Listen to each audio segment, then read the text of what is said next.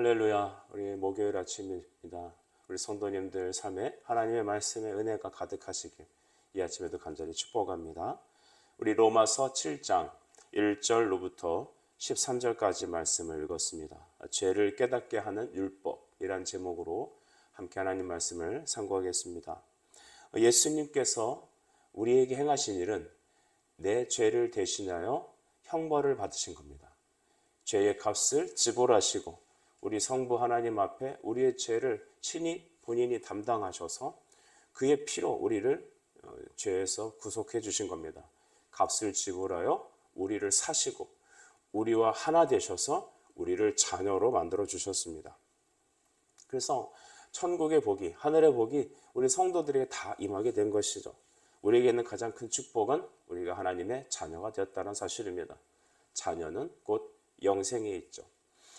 우리가 이것을 깨닫기 위해서 먼저 선행되어야 될 것이 하나 있다고 성경은 말하고 있습니다. 그것은 뭐냐면 내 죄가 드러나기 위한 것이죠.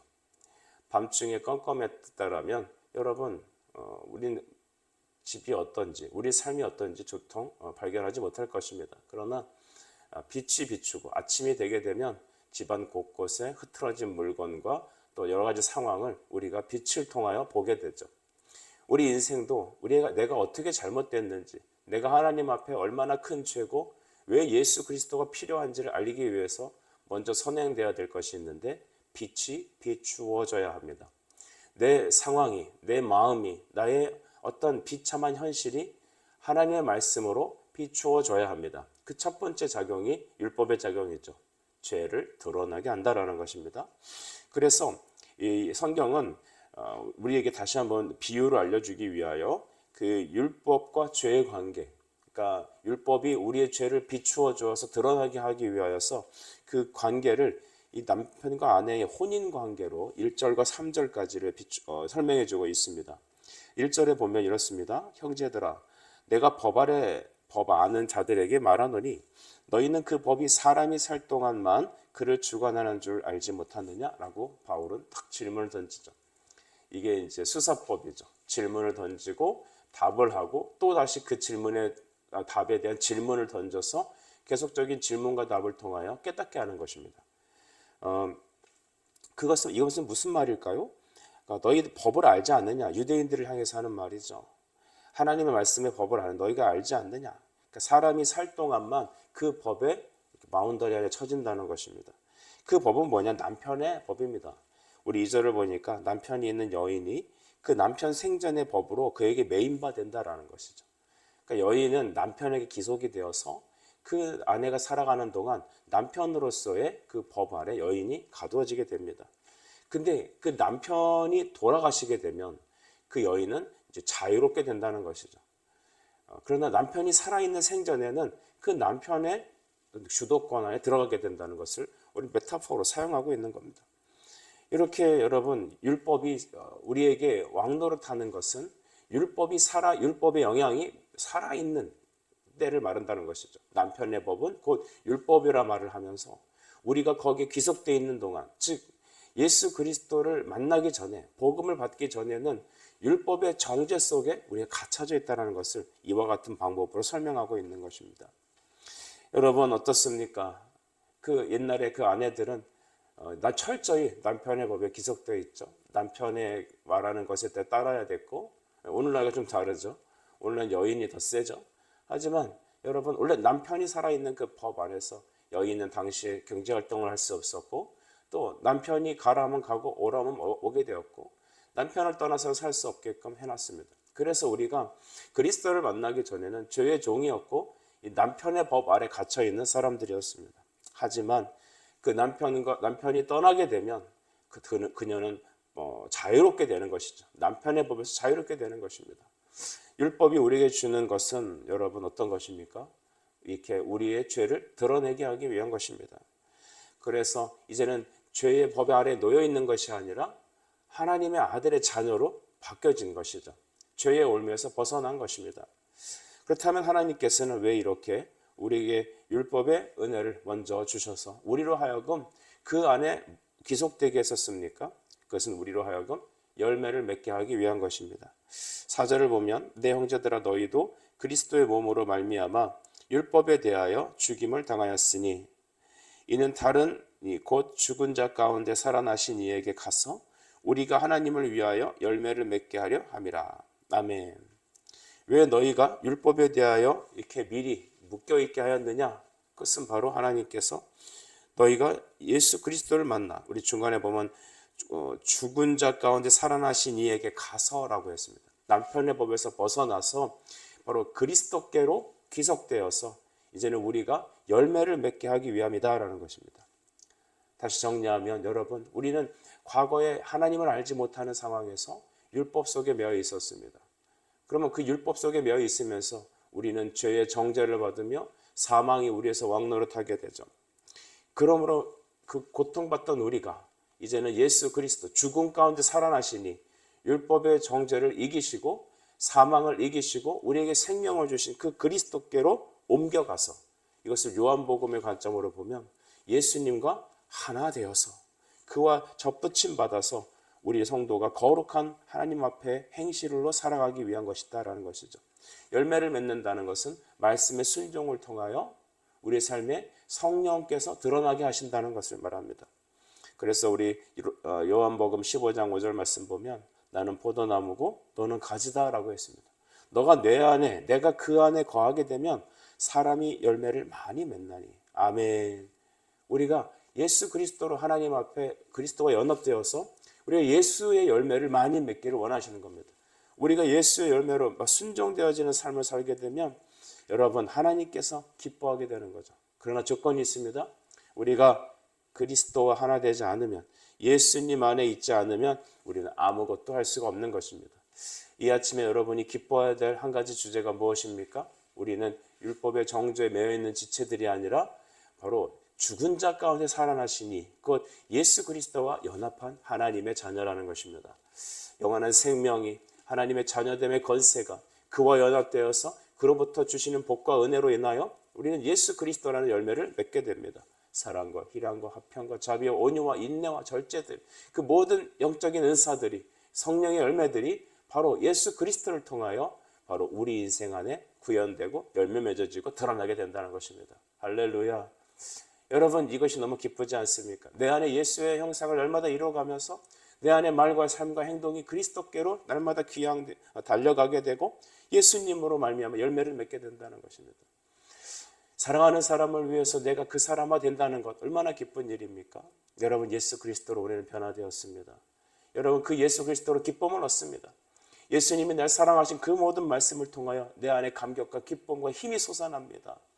자식은, 여러분, 자식 입에 밥 들어가는 거 보면 부모님은 기뻐한다는 얘기를 참 많이 들었습니다. 왜 그럴까요? 자식이 기쁨이 되기 때문이죠. 그러므로 이제는 우리가 하나님의 노염의 대상이 아니라, 정죄의 대상이 아니라 이제는 그리스도 하나됨을 통하여 하나님의 기쁨된 지체들이라는 것입니다. 여러분 하나님의 기쁨된 자녀들이세요. 나의 삶에 숨쉬는 존재 자체가 우리 하나님께 기쁨이 되는 겁니다. 우리도 그 하나님을 사랑하고 예수님과 하나 되어 있기 때문에 내가 숨쉬고 살아가는 모든 행동 자체가 하나님과 함께 동행하는 그 자체가 내 인생의 가장 기쁨이 되는 것입니다. 기도하실 때 첫 번째 감사해야 될 것은 무엇이냐 하면, 주님, 내가 예수님의 자녀된 축복을 주셔서 감사합니다라는 고백 여러분 안에 가득 차시길 간절히 바랍니다. 5절에서는 무엇을 말하냐면, 다시 회상하게 되면서 육신에 있을 때에 우리가 율법으로 우리가 그 사망을 위해서 열매 맺게 됐었다는 것을 기억합니다. 이게 다시 한번 정확히 얘기해 보죠. 그래서 말하는 육신은 여러분 과거에 하나님의 거룩한 삶과 반대되는 죄악을 말합니다. 하나님은 거룩이시죠. 예수는 생명이죠. 그것과 반대되는 죄와 사망의 권세에 묶여있던 나의 이전의 생활을 말하는 것이죠. 여러분, 우리는 보게 됩니다. 과거의 5절에 보니까 주의 정욕이 우리 지체 중에 역사하여 우리로 사망을 위하여 열매를 맺게 되었다라는 것이죠. 과거에 여러분 어떤 그 나쁜 일을 하던 사람이 예수님을 만나고 완전히 개가 천선해서 180도의 인생을 살아가는 분들이 우리 주변에 종종 계시지 않습니까? 그들에게 여쭤보면 나 옛날에 그랬는데 너무 부끄럽다는 거예요. 나 옛날에 그렇게 했는데 너무 힘들다는 것이죠. 우리가 청소년 때에 부모의 말에 순종하지 않고 정말 자기 마음대로 살아가던 사람들이 이제 나이를 먹고 깨닫게 되면서 내가 옛날에 왜 그랬을까 라고 하면서 후회하죠. 다시 그 길로 돌아가라고 하면 정말 갈 수가 없는 거 아니겠습니까? 왜 그럴까요? 나는 지금 이미 빛 안에 살고 있기 때문이죠. 나는 과거를 털어버렸기 때문입니다. 예수 그리스도는 과거와 결별한 사람들입니다. 다시 옛날에 내가 육신 안에 살았을 때, 육신의 소욕대로 살았을 때, 예수 모르고 막 하나님을 대적하고 세상을 기뻐하고 막 말씀과 좀 반대되는 인생을 살아가는 그때 내 모습을 돌이켜 봤을 때 참 다시 돌아갈 수도 없고 그때 내가 왜 그랬을까라고 하며 생각 속에서 우리가 깨닫게 되는 것입니다. 여러분, 불신자들은 하나님을 반대하고 거스리는 태도를 갖게 됩니다. 말씀이 싫어요. 말씀이 들리면 막 견딜 수 없습니다. 또 하나님, 예수님이라는 이름을 들으면 막 부끄러워집니다. 그리고 나는 진짜 어떻게든 나와 예수님은 좀 상관없는 삶을 살았으면 좋겠습니다. 그래서 여러분, 길거리에서 찬양을 하고 복음을 전하고 하게 되면 두 가지 부류가 나타나죠. 그 찬양과 말씀이 너무 귀하게 들리고 그 말씀에 이끌리게 되는 사람이 있는가 하면 그 말씀을 들을 때 왠지 가슴에 분노가 일어나는 사람들이 있습니다.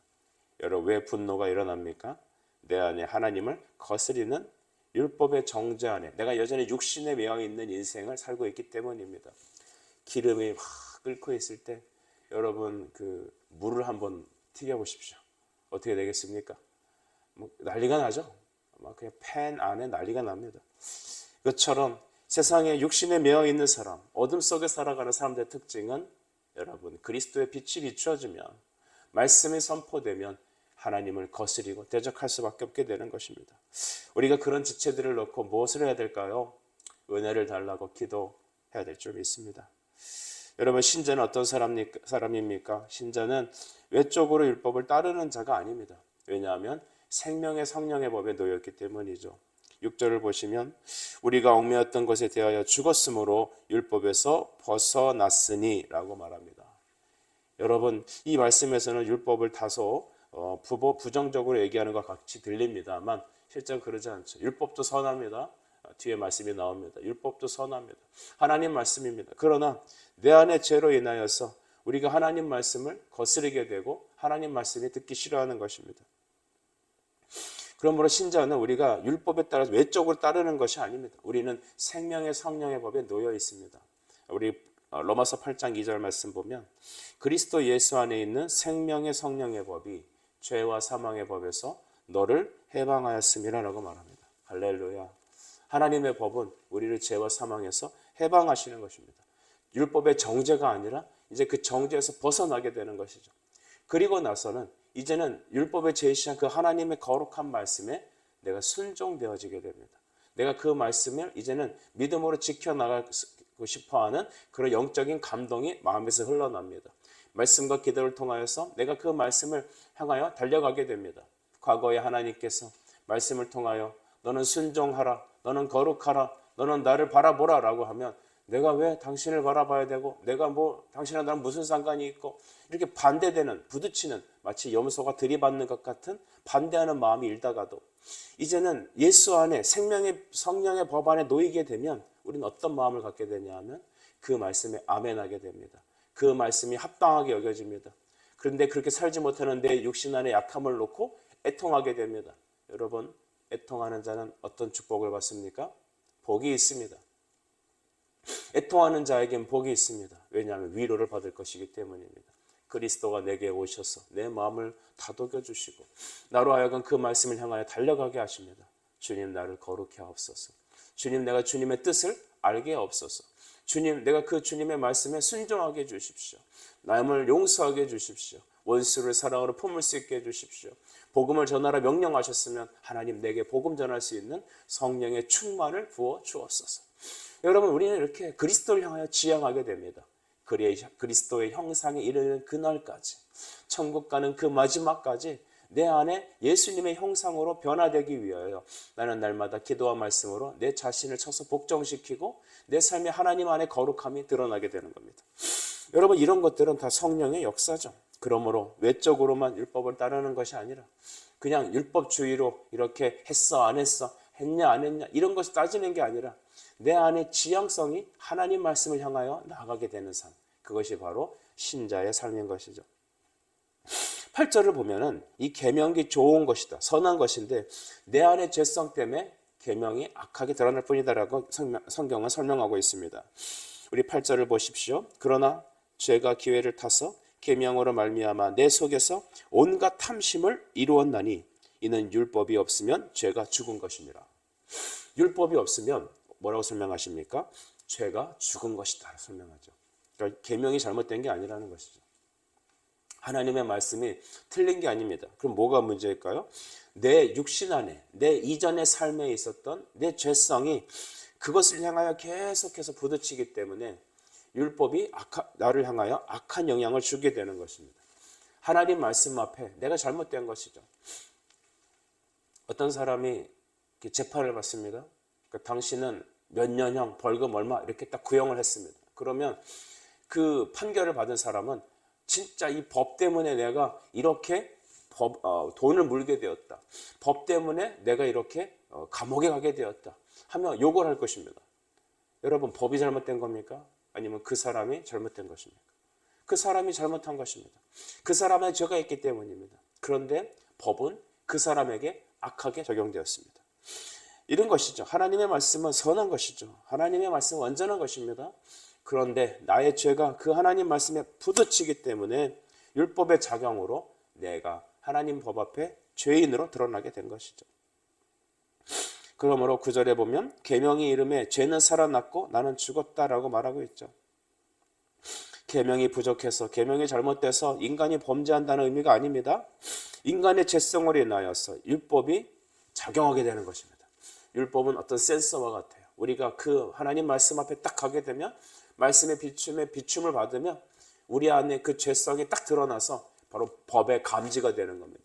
양심의 찔림이 있죠. 책망이 있게 됩니다. 그래서 우리가 잘못되었구나, 하나님께 나가야겠구나라는 의도가 나오게 되는 것이죠.